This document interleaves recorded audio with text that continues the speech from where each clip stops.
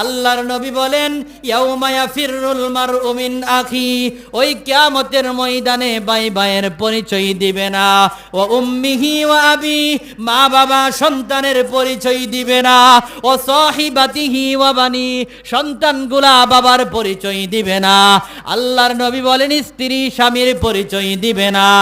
ওই কিয়ামতের ময়দানে মানুষের আধা উপরে যখন সূর্যের তাপ চলে আসবে, সূর্যের তাপে মানুষের মগজগুলা টকবক টকবক করে পা উঠবে, মানুষগুলা পেরেশান হয়ে যাবে, এই দিকে দৌড়াবে ওই দিকে দৌড়াবে, নাফসি নাফসি বলে চিৎকার করবে। সূর্যের তাপে জমিনটা তামার সানি হয়ে যাবে, কারো হাঁটু পর্যন্ত, কারো কোমর পর্যন্ত, কারো মাথা পর্যন্ত, আবার কেউ সাঁতার কাটবে গ্রামের মধ্যে। এইভাবে কিয়ামতের ময়দানটা বাবা বড় ভয়ঙ্কর হয়ে যাবে। ওয়াজাআত